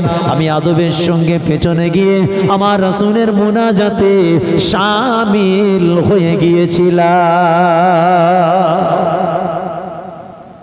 এই জাহেল বিয়াদব আলেম নামের কলঙ্ক, এরা এই রাত্রিরে রহস্য মজাক হাসি ঠাট্টা করে। এরা হলো সিজনের শিয়াল। শবে বারাত আসলে হুক্কা হওয়া, নবী দিবস আসলে হুক্কা হওয়া, মেরাজ আসলে হুক্কা হওয়া, মহরম আসলে হুক্কা হওয়া, ফুরফুরা শরীফের ইসালে সওয়াব আসলে হুক্কা হওয়া। কি কথা ঠিক না বল? তারপর আবার চুপচাপ হয়ে যাবে। তারপরে শুনুন, আম্মা জান আয়েশা বলছেন, আমার রাসূল তখন আমাকে বলেছিলেন, আয়েশা কি বলেছেন, আকুনতে তাখাফিনা আইয়াহিফাল্লাহ আলাইকা ওয়া রাসূলুহু। আয়েশা, তুমি কি মনে করতে পারলে যে আল্লাহ এবং তার রাসূল তোমার সঙ্গে প্রতারণা করবে? আমার আজকে রাত্রিটা তোমার হক, তোমার হক তালফি করে অন্য আহলিয়ার কাছে আমি রাসূল যাব, অর্থাৎ আল্লাহ এবং তার রাসূল তোমার সঙ্গে কি প্রতারণা করবে, এটা তুমি ভাবতে পারলে? আম্মাজান এটাই তো মনে করেছিলেন। আম্মা জান আয়েশা সিদ্দিকা রাদিয়াল্লাহু তাআলা আনহা ওই সময় রাসূলকে কি জবাব দিয়েছিলেন? ফাকুলতু ইয়া রাসূলুল্লাহ সাল্লাল্লাহু আলাইহি ওয়াসাল্লাম ইন্নী জানানতু আন্নাকা আতাইতু বা'দা নিসাইক। ইয়া রাসূলুল্লাহ, ইয়া হাবিবাল্লাহ, আপনি সত্য কথা বলেছেন হুজুর, আমার মনের কথা বলেছেন। নিশ্চয় আমি আয়েশা, আমি তো মনে করেছিলাম আজকের গভীর রজনীটা আমার কাছে যেহেতু আপনি নাই, নিশ্চয় অন্য কোনো আম্মা জানের কাছে রাতটা কাটাচ্ছেন, এটাই মনে করেছিলাম। আল্লাহর নবী বলছেন, না আয়েশা, আমি তো ঘুমো অবস্থায় ছিলাম। আমার আল্লাহ রাব্বুল আলামিন জিবরিল ফেরেশতা মারফত আমার কাছে সুসংবাদ পাঠিয়েছে। একটু জানবার বলবেন না সুবহানাল্লাহ। আমি তো ঘুমাচ্ছিলাম আয়েশা, গভীর রাত্রিতে আল্লাহ পাক ফেরেশতা পাঠিয়েছেন আমার কাছে। কি জানিয়েছেন আল্লাহ? فقال إن الله عز وجل ينزل ليلة النصف من شعبان فيغفر لأكثر من عدد شعر غنم قلب। আয়েশা, এই কাবিলায়ে গানাম প্রভাবশালী একটা গোত্র ছিল, কাবিলায়ে গানাম। এদের শরীরে যত ছাগলগুলো শরীরে যত পশম আছে, এই গোত্রের একটা বৈশিষ্ট্য ছিল, প্রত্যেকের ঘরে ছাগলের ব্যবসা। বহু ছাগল ছিল সমস্ত গোত্রটার। প্রত্যেকটা ছাগলের গায়ে যত পশম ছিল, এর থেকেও বেশি রহমত, দয়া, শান্তি এই গভীর রজনীতে আমার আল্লাহ পাক আসমান থেকে নাজিল করে। ইয়া রাসূলুল্লাহ, আপনি শুয়ে আছেন, আপনি জানেননি আজকে রাতের মার্তাবা, দরজা, আহমিয়াত। সেই পিরিয়ডে কাবিলায়ে বানু কালব বলে একটা গোত্র ছিল। সেই গোত্র সবার বাড়িতে মূল কাজ ছিল ছাগলের ব্যবসা। বহু ছাগল ছিল। ওই গোত্রটায় যত ছাগল আছে, আল্লাহর নবী বলছেন, আল্লাহ পাক কি জানিয়েছেন, কাবিলায়ে বানু কালবের ছাগলগুলোর গায়ে যত পশম আছে, তার থেকে বেশি নেকি আল্লাহ নাজিল করেন। জোরে বলেন। এত বড় মর্যাদা। وفي حديث أخرى আর একটা হাদিসের মধ্যে এসেছে আলী ইবনে আবি তালিব রাদিয়াল্লাহু তাআলা আনহু বর্ণনা করেন, এটাও ইবনে মাজাহ সুনানে তিরমিজির মধ্যে, সুনানে ইবনে মাজাহর মধ্যে এসেছে, ফাকুমু লাইলাহা ওয়া সুমু নাহারাহা ফাইন্নাল্লাহা ইয়ানজিলু ফিহা লিগুরুবিশ শামসি ইলাস সামাঈদ দুনিয়া। দিনের বেলা রোজা রাখো, রাত্রিবেলা নামাজ পড়ো। দাঁড়াতে বলেছেন মানে নামাজ পড়তে বলেছেন। এত বড় মর্তবা দরজা ওয়ালা রাত কে বলছেন? আলী ইবনে আবি তালিব রাদিয়াল্লাহু তাআলা। আর কি বললেন? এটা কখন থেকে কখন, কতক্ষণ করে? একদম হাদিসের মূল কথাটা বলছি, ফাইন্নাল্লাহা ইয়ানজিলু ফিহা লিগুরুবিশ শামসি ওয়া ইলাস সামাঈদ দুনিয়া। সূর্য ডুবার পর থেকে আল্লাহ পাক আসমানে জমিনে চলে আসেন, একদম বান্দার কাছাকাছি, আর রহমত নাজিল করেন। জোরে বলুন না সুবহানাল্লাহ। কত বড় মুতাবাররাক রাত, বুঝতে পারছেন? মুতাবাররাক রাত। আর কি একটা দুটো তিনটে দোয়া চাবার কথা বলেন, আমার আল্লাহ কি বলেন? আলা মুস্তাগফিরনি, আলা মুস্তারজিক ফারজিকহু, আলা মুবতালাল ফাহুয়া আফিয়াহু, আলা কাযা আলা কাযা হাত্তা ইতলাইল ফাজর। ও আয়েশা শোনো, আল্লাহ পাক কি বলতে থাকেন? কার গুনাহ মাফ করার আছে, কে তওবা কবুল করতে চাও, আমি আল্লাহ বলছি তওবা করো। আমি আল্লাহ আজকে রজনীতে তোমাদের তওবা কবুল করানো হবে। কার রোজি রোজগারের দরকার, কে টাকা পয়সা ধন দৌলত চাও, কার রিজিকের প্রয়োজন, আজকে রজনীতে আমি আল্লাহ আমার কাছে চাও, আমি আল্লাহ তোমাদেরকে রিজিক দান করব। কে বিমার আছে, কে অসুস্থ আছে, আজকে রজনীতে আমি আল্লাহ আমার কাছে চেয়ে নাও। আমি আল্লাহ পাক এই শাবাল মাসের 15 রাত্রি গভীর মুতাবাররাক রাত্রিতে তোমাদের সেই দোয়াগুলো কবুল করা হবে। আর কি কাওয়ারাতে চাও? আলা কাযা আলা কাযা হাত্তা তুলুইশ শামস, সূর্য ওঠার আগে পর্যন্ত আমার আল্লাহ বান্দার কাছে এমন করে ঘোষণা করে, ফজর পর্যন্ত আল্লাহ পাক এইভাবে বান্দার কাছে চাইতে থাকেন। ইবলিস শয়তান আপনার আমার কিচ্ছু করতে পারবে না যদি নামাজ, গোশতের টুকরো, রোজা, শরীয়তের বিধান আমরা মেনে চলি। পারবে না, কিচ্ছু ক্ষতি করতে পারবে না। কিন্তু আমরা যেটা খাচ্ছি হারাম, যেটা বলছি না হাট, কি হবে? এটাই তো হয়ে গেছে আপনার আমার একটা সমস্যা। শরীয়ত মানি না, ইসলাম মানি না, কোরআন মানি না, রাসূলুল্লাহর নীতি আদর্শ সুন্নাত মানি না, যে যার মতো চলছে। আল্লাহর রহমত থেকে আমরা দূরে, আমরা আল্লাহর রহমত থেকে দূরে, তাই আমাদের থেকে আল্লাহর রহমত সরে গেছে, আল্লাহর আইন থেকে দূরে, এই জন্য সরে গেছে। প্যারে হাজেরিন, আল্লাহ আমাদের সেইভাবে চলার তৌফিক দেন, বলুন আমিন। এই সামনে রমজান মাসে লাইলাতুল কদরের রাত্রে আমাদের ইবাদত করার তৌফিক দেন, বলুন আমিন। সাহাবীরা বলছেন যে আমরা মনে করতাম আল্লাহ রসুলের উপরে মনে হয় 2 মাস রোজা ফরজ। রজবের চাঁদ ডুবলো, শাবানের চাঁদ উঠলো, আল্লাহ নবী রোজা রাখতে শুরু করতেন একদম শাওয়ালের চাঁদ পর্যন্ত, মানে ঈদের চাঁদ। শাবান রমজান 2 মাস রোজা রাখতেন, এত গুরুত্ব দিতেন। আর আপনি বলছেন রোজা রাখা হারাম, নাউজুবিল্লাহ বলেন, আল্লাহর কাছে ধরা পড়তে হবে। ভালো কাজ যত করবেন তত ভালো, শুধু ভালো কাজ করলে হবে না, ভালো কাজ করার পাশাপাশি খারাপ কাজগুলোকে ছাড়তে হবে। খারাপ কাজ যত ছাড়বেন তত ভালো, শুধু খারাপ কাজ বর্জন করলে হবে না, খারাপ কাজ ছাড়ার পাশাপাশি ভালো কাজ করতে হবে, তবে নাকি বল। হিসাবটা খুব সিম্পল, ভালো কাজ যত করবে তত ভালো, কিন্তু খারাপগুলোকে তো ছাড়তে হবে। ভালো কাজও করবেন, খারাপ কাজও করবেন, খিচুড়ি হয়ে গেল তো। আপনি হালালও খাবেন, হারামও খাবেন, সত্যও বলবেন, মিথ্যাও বলবেন, জিকিরও করবেন, দান খায়রাতও করবেন, চিটিংবাজি করবেন, ইয়েতিমের মারবেন, হবে? করা যাবে। আল্লাহ আমাদের হেফাজত করেন, বলুন আমিন। দরুদ শরীফ আল্লাহুম্মা সাল্লি আলা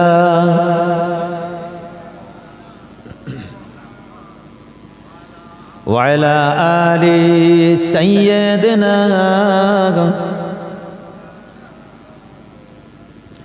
অগচা তুমি বলে দাও আমার নবীজি কোথায়? জোরে বললেন না সুবহানাল্লাহ? সবাই মিলে বললেন। কোথায় গেলে পাবো নবীকে, কোথায় গেলে পাবো নবীকে, পাক নবীজির রোজায় অগচা তুমি বলে দাও আমার নবীজি কোথায়? আল্লাহুম্মা সাল্লি আলাইহি وعلى آل سيدنا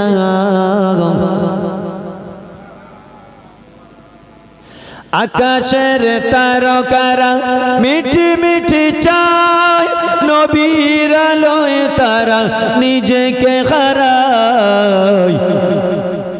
আকাশের তারকারা মিঠি মিঠি চায় নবীর আলোয় তারা নিজেকে হারায়। কোথায় গেলে পাবো নবীকে, কোথায় গেলে পাবো নবীকে, পাক নবীজির রোজায় অগচা তুমি বলে দাও আমার নবীজি কোথায়? আল্লাহুম্মা মাওলা ওয়ালা আলি সাইয়্যিদিনা। লাখো লাখো হাজিরা হজ পাকে যায় আল্লাহর কাবাকে তারা জড়িয়ে কয়। লাখো লাখো হাজিরা হজ পাকে যায় আল্লাহর কাবাকে তারা জড়িয়ে কয়। ওগো কাবা, ওগো কাবা তুমি বলে দাও আমার নবীজি কোথায়? ওগো কাবা তুমি বলে দাও আমার নবীজি কোথায়? ওগো চাঁদ তুমি বলে দাও আমার নবীজি কোথায়? কোথায় গেলে পাবো নবীকে, কোথায় গেলে পাবো নবীকে, পাক নবীজির রোজায় অগচা তুমি বলে দাও আমার নবীজি কোথায়? আল্লাহুম্মা সাল্লি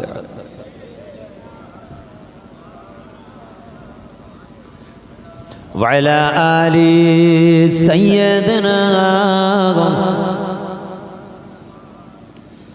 আলোচনা শেষের দিকে যেটা বলতে চাইছি বোঝার চেষ্টা করুন। এই জমিনটা হলো আল্লাহর, আসমান হলো আল্লাহর। আল্লাহ হলেন রাজিক, আল্লাহ হলেন খালিক, আল্লাহ হলেন মালিক, আল্লাহ বিপদ থেকে মুক্তি দাতা, আল্লাহ হলেন আপনার আমার বাপমার হেফাজতকারী। আল্লাহ আপনাকে হেফাজত করবেন, আল্লাহ আপনাকে জাহান্নাম থেকে হেফাজত করবেন, আল্লাহ ফাঁকি আপনাকে জান্নাতে যাওয়ার রাস্তা দেখিয়ে দেবেন। এ মুসলমান, সেই আল্লাহর জমিনে আল্লাহর আইন আমাদের মানতে হয়, আল্লাহ রসুলের আইন মানতে হয়, কোরআনের আইন মোতাবেক চলতে হয়, শরিয়ত সম্মত জীবন পরিচালনা করতে হয়।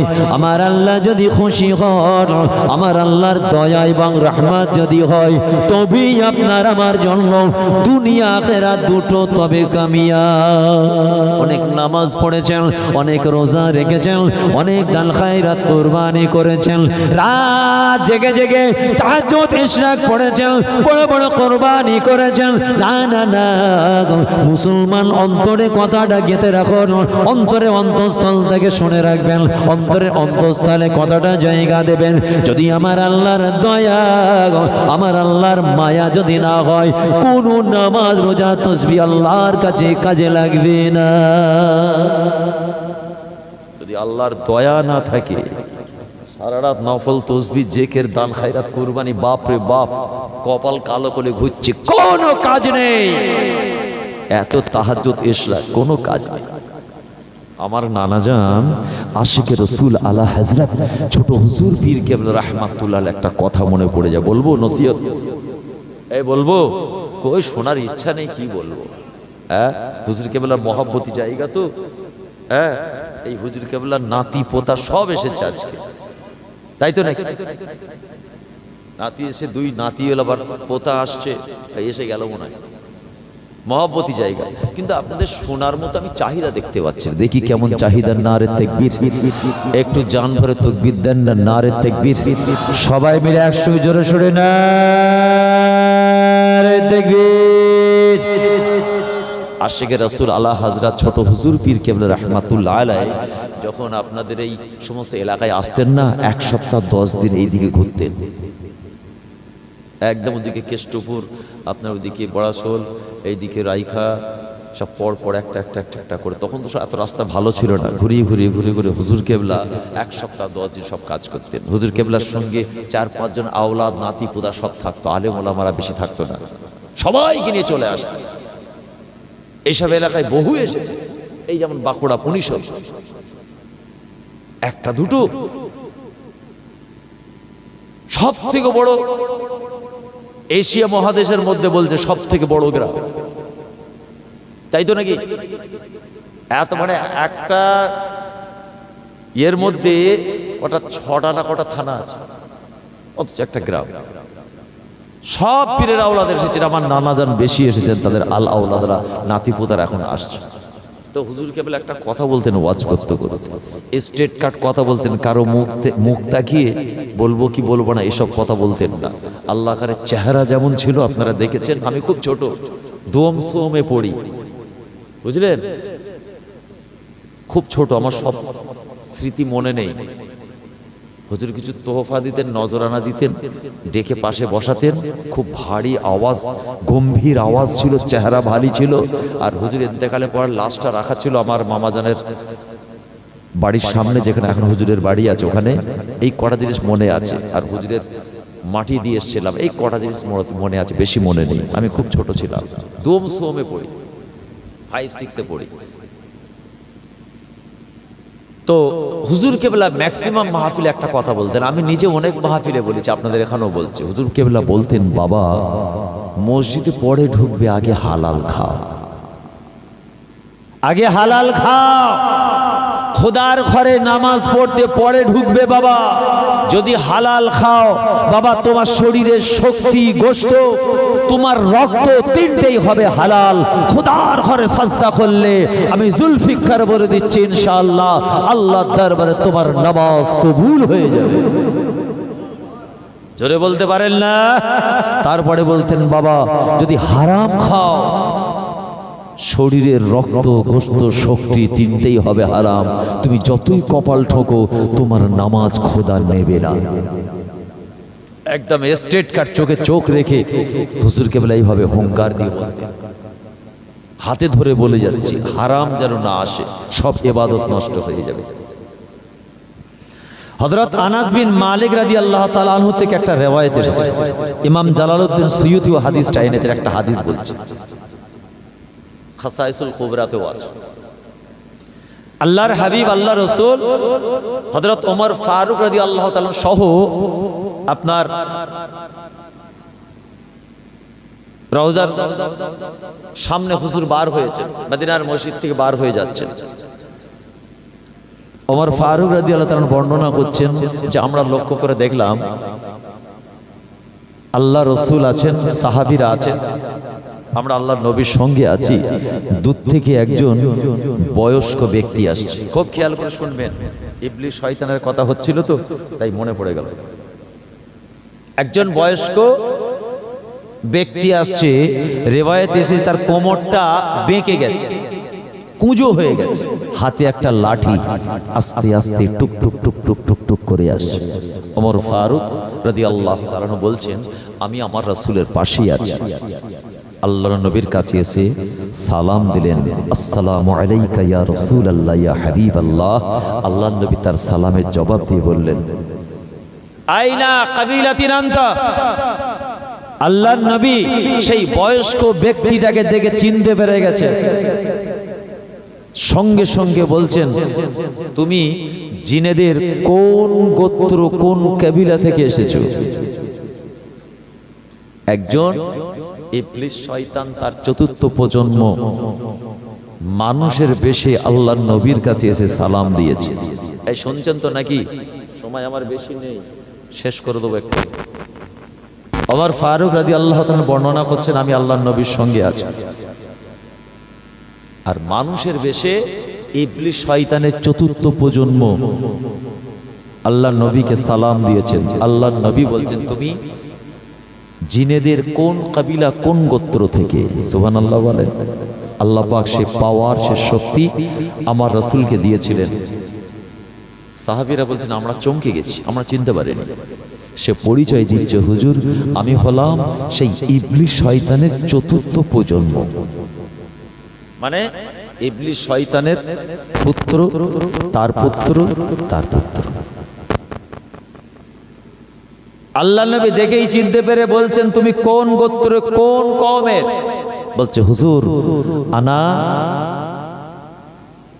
আমি হলাম ইবলিস শয়তানের চতুর্থ প্রজন্ম। আনা হাম বিন হিম, আমি হলাম হাম। শুনছেন না ঘুম আসছে?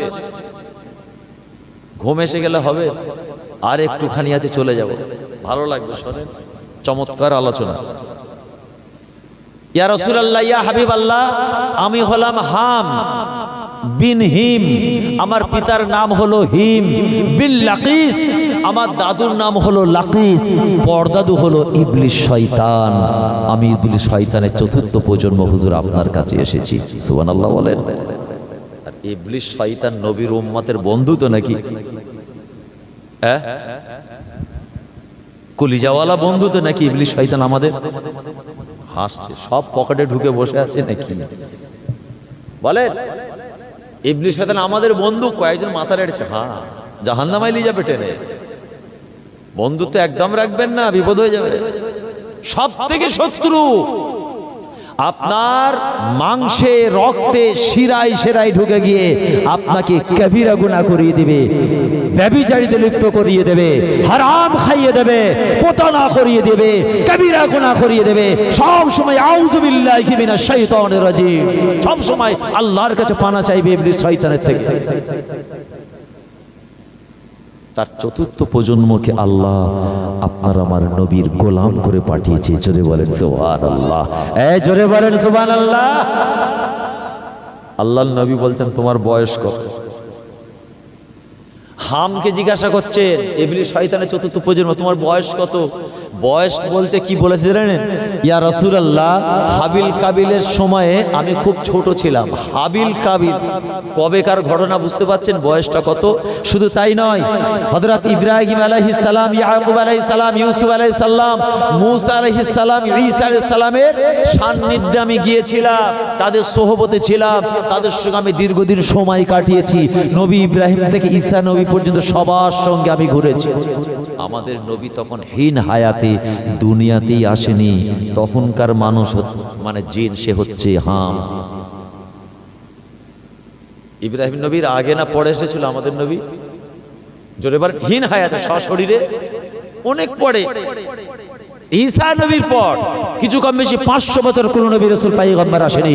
তারপরে আল্লাহ পাক 570 খ্রিস্টাব্দে, জি, মক্কার জমিনে মামিনাল লাল দুধমা হালিমা ছিলেন, আর মা আমিনা জীর্ণ কুঠিরে আল্লাহ পাক আমার রাসূলকে পাঠিয়েছিলেন সারা বিশ্ববাসীকে হেদায়েতের লাইট দেখানোর জন্য। জি, হাজারো জাহো জালালের সাথে, দবদবার সাথে, শান ও শৌকত ও বরকত के साथ हमारे नबी कुल कायनात के लिए फरिश्ता बन के आया, तोहफा बन के आया, सिराज मुनीरा बन के आया। जुड़े वाला जावे ना। আল্লাহ নবী জিজ্ঞাসা করলেন, তুমি আমার কাছে কেন এসেছো? কি উদ্দেশ্যে? ইয়া রাসূলুল্লাহ, ইয়া হাবিবাল্লাহ, আমি এতগুলো নবীর সোহবত পেয়েছি, আমি শেষ পর্যন্ত আপনার কাছে এলাম। শেষ জীবনে আমি ঈসা নবী ইউনুস আলাইহিস সালাতু ওয়াস সালামের সান্নিধ্যে ছিলাম দীর্ঘদিন। তিনি আমাকে একটা দায়িত্ব দিয়েছিলেন।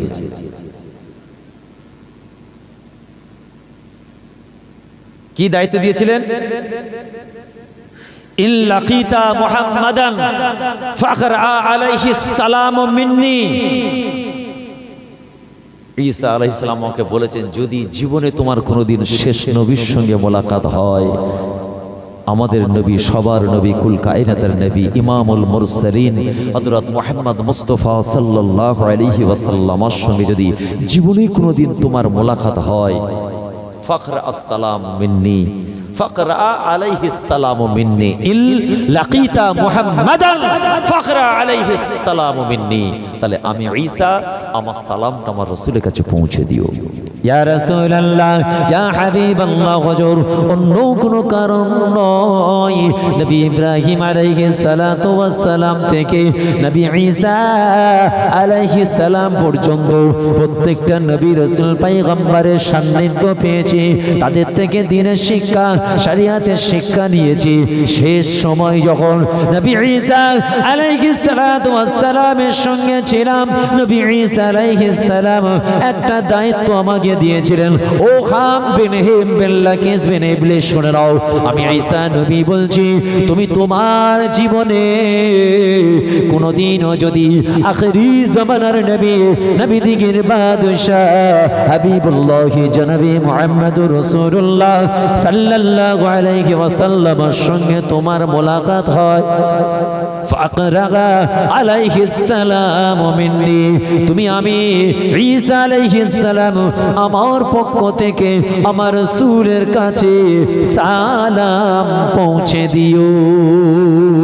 ইয়া রাসূলুল্লাহ, আমি নবী ঈসা আলাইহিস সালামের সালাম আপনার কাছে নিয়ে এসেছি। আরে আমার রাসূলের এই কথাটা শোনার সঙ্গে সঙ্গে আমার রাসূলের চোখ দিয়ে মুবারক চক্ষু দিয়ে পানি গড়িয়ে যায়। ওয়া আলাইকুমুস সালাম। আল্লাহর নবী ঈসা নবীর সালামের জবাব দিয়ে বলেছিলেন, মারহাবা মারহাবা। আল্লাহর শুকরিয়া আদায় করে বলেছেন, আয় আল্লাহ, আপনার শুকরিয়া আদায় করার ভাষা আমি রাসূল আমার কাছে নাই।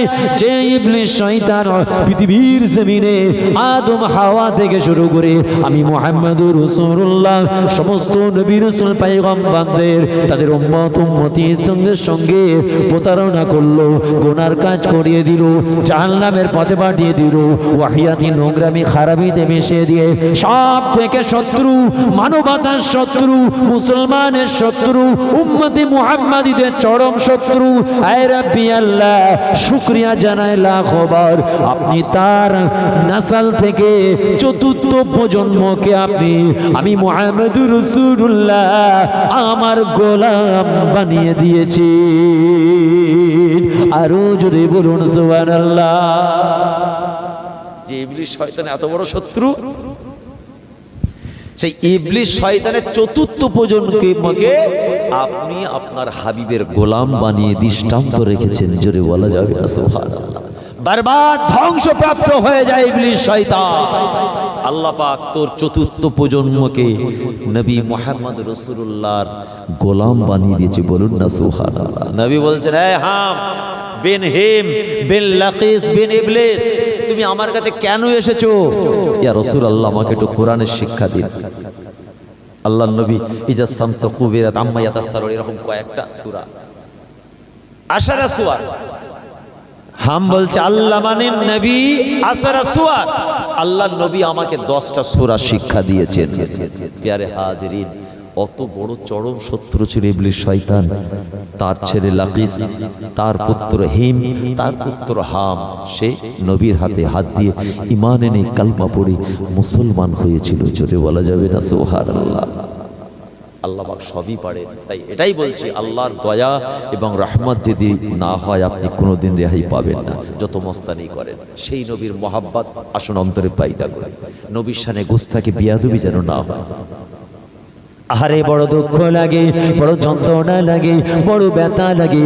দুনিয়ার জমিনে যখন কোনো অন্য ধর্ম বর্ণের মানুষ যখন আমার রাসূলুল্লাহর শানে ছোট বড় কথা বলে, বেয়াদবিমূলক কথা বলে, আপনার আমার মনে বড় দুঃখ কষ্ট ব্যথা লাগে। এ মুসলমান, সেই নবীর উম্মতি যখন আমার রাসূলের শান মার্তবা দরজা নিয়ে কথা বলে, নবীর শানে গোস্তাকি করে, কত কষ্ট লাগে। আহারে যে নবী ছাড়া উম্মতে মুহাম্মাদি আপনার আমার নাজাত পাওয়া বড় কঠিন। আজকে দুনিয়ার জমিনে কিছু মানুষ আমার নবীকে বলে আমাদের বড় ভাই। নবী আমাদের মতো মানুষ, নবীরও বিচার হবে বলে। এ দুনিয়ার জমিনে আমার রসুলকে কোনো মানুষ জাহিলে গাদ্দার গোস্তাকে রসুল, তারা আবার বলে নবী হলো ভিখারির বাচ্চা। নাউজুবিল্লাহ বলে, এই জোরে বলেন না নাউজুবিল্লাহ। আবার কেউ বলে নবী আমাদের মতো মানুষ, নবীরও বিচার হবে। আল্লাহর নবী মিজানের পাশে চিন্তায় পড়ে যাবেন। আল্লাহর নবী আল্লাহর কাছে নাজাতের জন্য কাঁদবেন। কত বড় বিয়াদবিমূলক কথা। এটাও বলে আল্লাহর নবী আপনার আমার নবীর শানে কি বলে, সেই নবীর মুহাব্বতে ভালোবাসায় একটু আদবের সঙ্গে দাঁড়িয়ে সালাম পড়া সেটাও হলো হারাম। নাউজুবিল্লাহ বলে, নাউজুবিল্লাহ বলে। আরে আমার নবীকে আবার বলে উম্মি। উম্মি নবী নাই, আমাদের নবী হলেন মূর্খ, লিখতে জানতেন না, পড়তেন না, লিখতেন না, পড়তেন না। নবী হলেন জাহেল বা মূর্খ। বলুন নাউজুবিল্লাহ।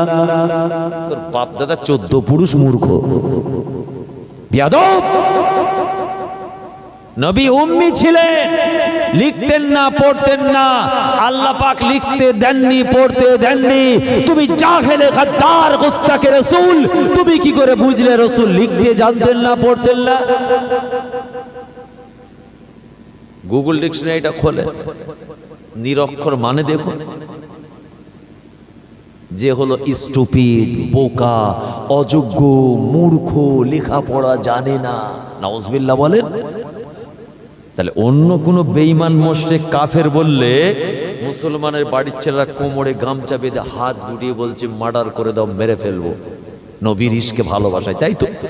আর যখন কোনো আলেম এখানে বসে বসে বলছে নবীকে বলছে ভিখারির বাচ্চা, লা ইলাহা ইল্লাল্লাহ নিজের নামটা দিয়ে বলছে রাসূলুল্লাহ।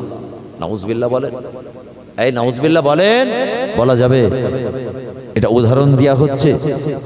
কিছু কিছু তারাও বলছে আমরা হয়তো দাদা হুজুরকে ভালোবাসবো, জিন্দাবাদ বলছে। এরা কত বড় প্রতারক। দাদা পীরের আল আওলাদদের নিয়ে কত ছোট বড় কথা বলছে, মাসলাক নীতি আদর্শের গোড়া কাটতে চাইছে। আপনাদের সঙ্গে আমাদের এই সম্পর্কটাকে চিড় ধরাতে চাইছে। সাবধান হওয়ার দরকার আছে না নেই? সাবধান হওয়ার দরকার আছে না নেই? এইসব অপপ্রচার চলছে, এইসব ভণ্ডমি বুজরুগি চলছে সমাজে। আবার আমাদের দিকের কিছু আলেম ওলামা, আরে বাপ রে বাপ, তারা আবার গিরগিটির মতো রং পাল্টে ডুবে ডুবে পানি খাচ্ছে। এদিকেও বলছে আছি ইনকলাব জিন্দাবাদ, ফুরফাস জিন্দাবাদ, ওদিকেও বলছে আছি, ঠিক আছে চালিয়ে যাও। এই গাদ্দার গুলোকে চেনো? এই সাপে ব্যাঙে করে বেড়াচ্ছে, কিছু পয়সা পেট পকেটের জন্য এরা গিরগিটির মতো চলছে। এইদিকেও বলছে আছি, ওদিকেও বলছে আছি। 99.99% দাদা পীরের আল আওলাদরা তাদেরকে দল থেকে বার করে দিয়েছে। আপনি কোন দিকে যাবেন চিন্তা করেন। আল্লাহ হেফাজত করেন, বলুন আমিন। মুজাদ্দিদে জামানের মাসলাক নীতি আদর্শ ওসিয়ত নসিয়ত রক্ষণাবেক্ষণের দায়িত্ব তাদের আল আওলাদ,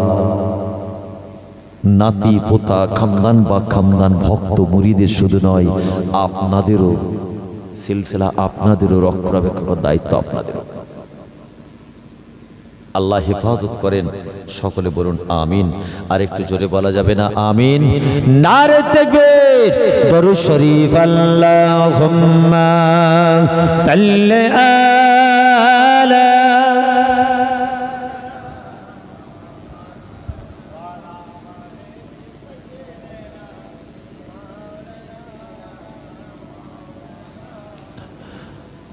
मदीना में जाकर मोहम्मद मिलेंगे, और गाफिर कसूर की सहारा मिलेंगे या रसूल अल्लाह या हबीब अल्लाह या रसूल अल्लाह। मदीना याद आती है बुला लो या रसूल अल्लाह। अल्लाहुम्मा सैयद वअला आली सैयदना। सफा मरवा सई करो हजरे अस्वद में बुसा दो। सफा मरवा सई करो हजरे अस्वद में बुसा दो। अब कोई और बता दे किधर है मदीना गया रसूल अल्लाह गया हबीब अल्लाह गया रसूल अल्लाह। अल्लाहुम्मा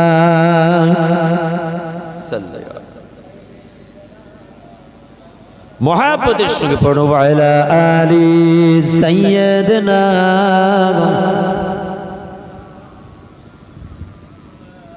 तड़पता है दिल मचलती है आँखें। तड़पता है दिल मचलती है आँखें। अब कोई और बता दे किधर है मदीना गया रसूल अल्लाह गया हबीब अल्लाह गया रसूल अल्लाह। अल्लाहुम्मा सल्लल्लाहु अलैहि मौलाना मुहम्मद वअला आलिहि। আল্লাহ নবীকে মুহাব্বত করুন ঠোঁটে নয় হৃদয় দিয়ে। নবীকে ভালোবাসুন, নবীকে সুন্নত মোতাবেক চলুন। এ মুসলমান নবীকে ভালোবাসি মানে মুখে ভালোবাসাকে ভালোবাসা বলে নাও। নবীকে যদি ভালোবাসতে হয় রাসূলুল্লাহর সুন্নত নীতি আদর্শ তরিকা মোতাবেক চলতে হয়। আমার রাসূলের নিষেধ মানতে হয়, আমার রাসূলের আদেশ মানতে হয়।